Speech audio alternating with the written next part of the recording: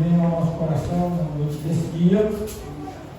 Rogamos ao Senhor que nos dê resiliência e a capacidade para nós entendermos aquilo que Ele tem para nos ensinar através desse texto. Diz assim a palavra de Deus: quando, pois, vistes o abominável da desolação e que falou o profeta Daniel no lugar santo, e nem tempo.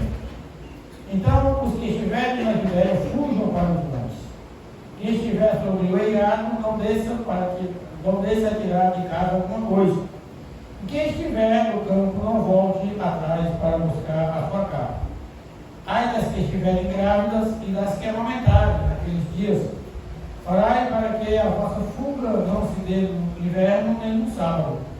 Porque nesse tempo haverá grande tribulação, como desde o princípio do mundo até agora não tem havido e nem haverá jamais. Não tivesse aqueles dias sido abreviados, ninguém seria salvo, mas por causa dos escolhidos, tais dias serão abreviados. Então, se alguém vos disser, eis aqui o Cristo, ou ei-lo ali, não acrediteis, porque surgirão muitos cristos e falsos profetas, operando grandes sinais e prodígios para enganar, se possível, os próprios eleitos. Vede que eu vos tenho predito. Portanto, se vos disserem, eis que ele está no deserto, não saiais. Ou, ei-lo no interior da casa, não acrediteis. Porque assim como o relâmpago que sai do Oriente e se mostra até o Ocidente, assim é de ser a vida do Filho do Homem. Onde estiver o cadáver, ali estarão os abutres. Curve sua cabeça e vamos orar. Querido Deus, Senhor, na tua presença, nós nos encontramos aqui na noite desse dia. Somos gratos por isso, Pai, porque da nossa própria iniciativa, esse encontro aqui nessa noite não seria possível. Ó Deus Santo, fala no nosso coração, de maneira que possamos entender, Pai, aquilo que precisamos ouvir, não aquilo que queremos ouvir. Por isso, ó Deus, nós te pedimos encarecidamente que, através do teu Santo Espírito, o Senhor ilumine a nossa mente. Fale, ó Deus, de uma forma profícua a cada coração aqui presente nessa noite, em nome de Jesus. Amém. Amém. Meus amados irmãos, o Senhor Jesus Cristo, Ele nos deu muitos ensinamentos preciosos a respeito de tudo que fazia parte daquilo que Ele veio para realizar, que era a inauguração e o anúncio do reino de Deus entre os homens. Isso Ele fez com muita maestria, com toda a eficácia. Ele quebrou paradigmas, Ele rompeu as barreiras do legalismo. Ele viveu entre as pessoas mais simples deste universo. Jesus Cristo foi o único ser a quem não cabia aquele adágio popular, muito utilizado, inclusive por nós. Diz-me com quem tu andas, que eu te direi quem tu és. Que nós utilizamos muito ainda nos dias de hoje. Porque Jesus andou e viveu no meio das pessoas de caráter suspeitos, de comportamentos distorcidos.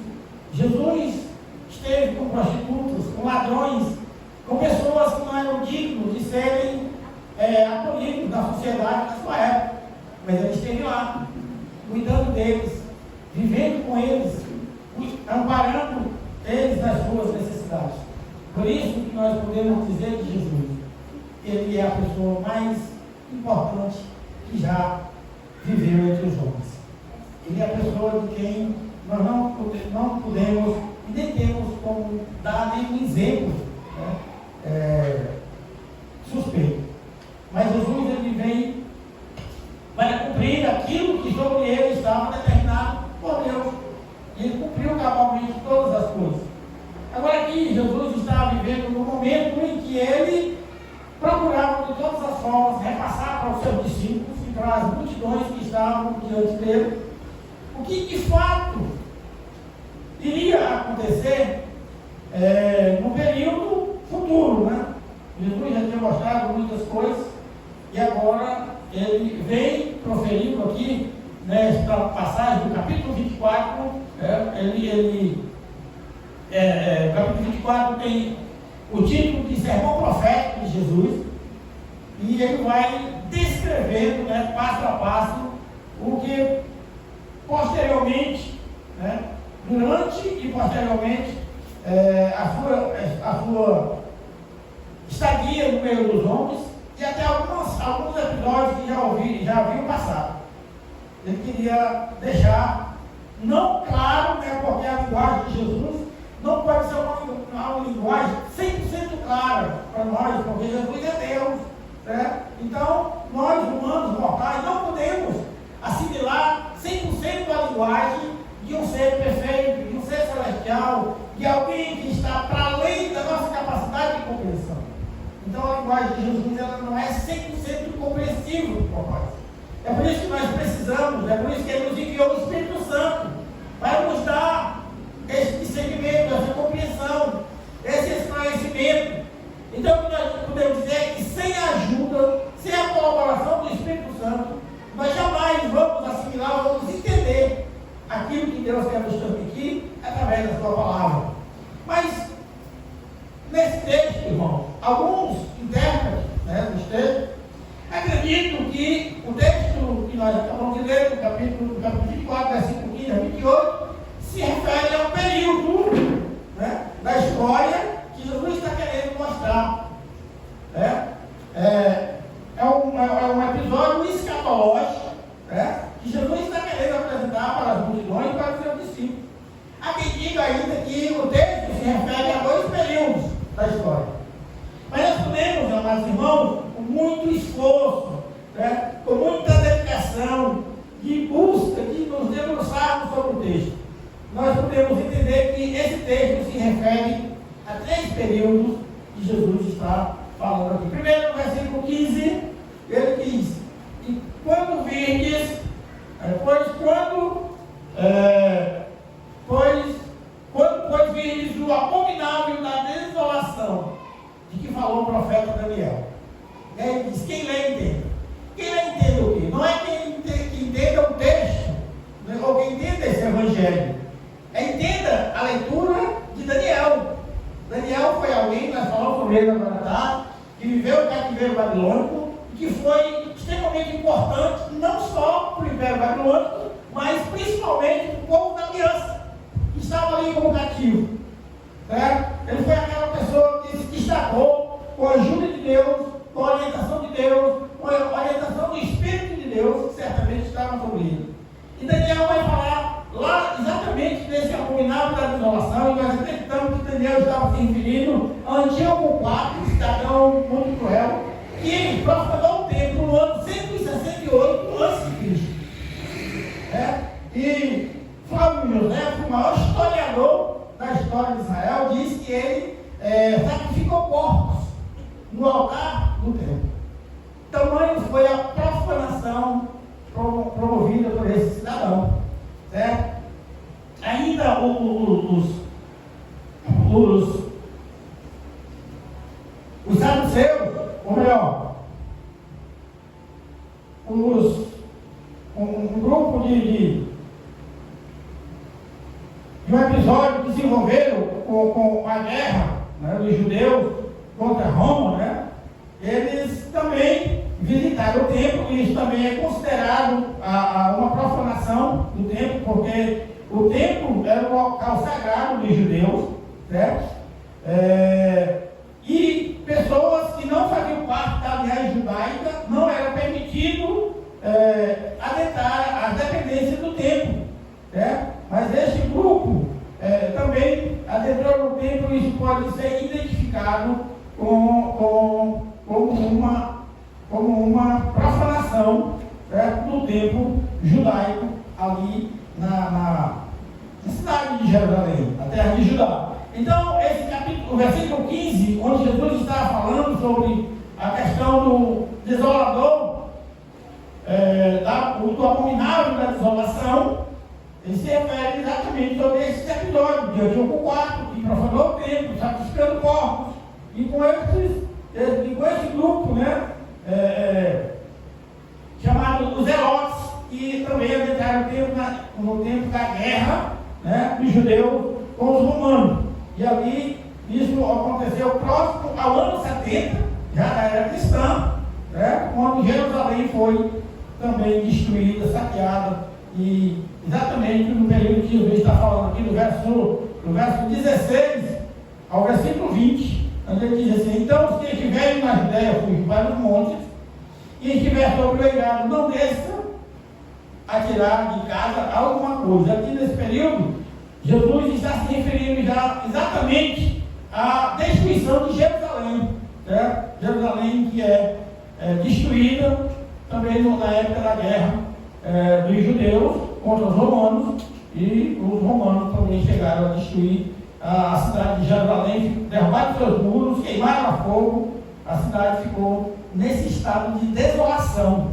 Então ele disse: e quem estiver no campo, não volte para buscar a sua capa.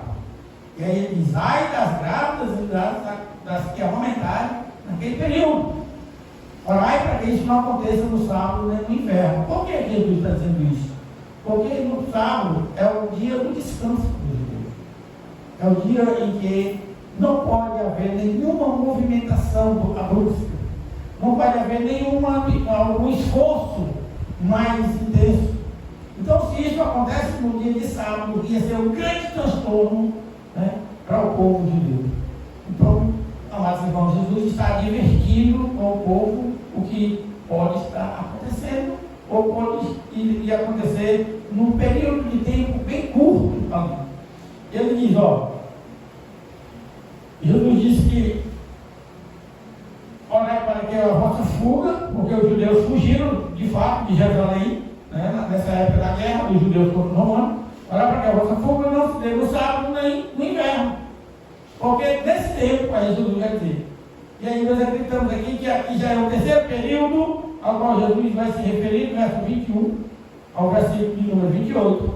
Porque nesse tempo haverá grande tribulação, como desde o princípio do mundo nunca houve até agora, e nem haverá jamais. E aqui nós encontramos o fato de que Jesus está agora se remetendo ao período do princípio das dores, como ele menciona. O princípio das dores, como ele vai descrever lá no capítulo, a partir do versículo 3, ele diz que no Monte das Oliveiras se achava Jesus assentado quando se aproximaram dele os seus discípulos. Em particular, eles pediram: Jesus, quando sucederá estas coisas, e que sinal haverá da tua vinda e da consumação do século? Ele respondeu: vede que ninguém vos engane, porque virão muitos em meu nome dizendo: eu sou o Cristo. Então, irmãos, isso aqui já aconteceu lá na época apostólica. Muitos falsos profetas surgiram no ambiente cristão, tentando desvirtuar a mensagem do cristianismo, tentando redirecionar a fé dos fiéis, dos cristãos. E esses falsos profetas, eles têm acompanhado, né, o desenvolvimento da vida cristã até hoje. E nós temos percebido isso no nosso meio, no contexto evangélico, principalmente aqui no Brasil.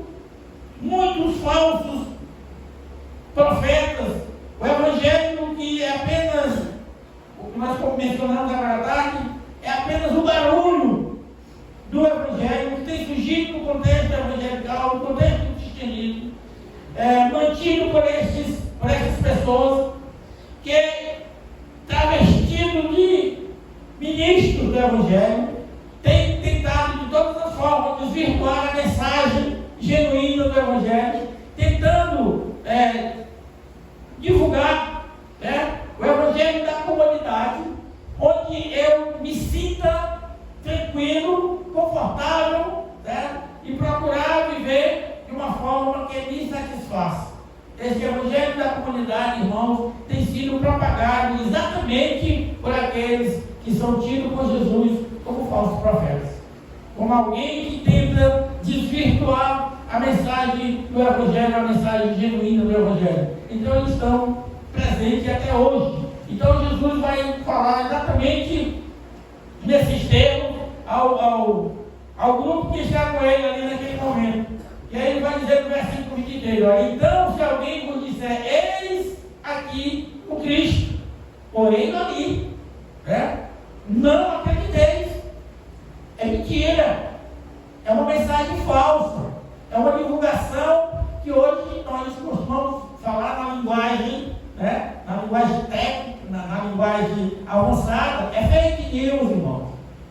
Jesus não virá de uma maneira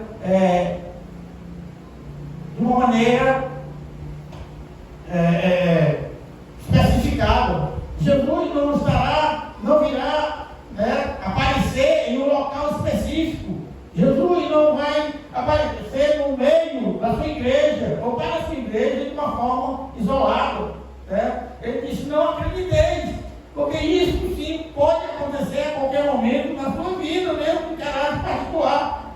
Porque surgirão de muitos falsos cristos e falsos profetas, operando grandes sinais e prodígios para enganar, se possível, os próprios eleitos. Então, o mundo que nós estamos vivendo, que está caminhando para esse caos, né?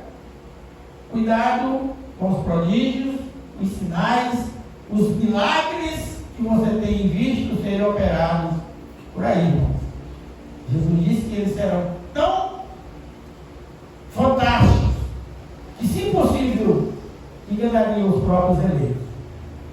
Nós sabemos que o inimigo ele vai de todas as formas tentar, né, frustrar a nossa perspectiva em relação a Cristo.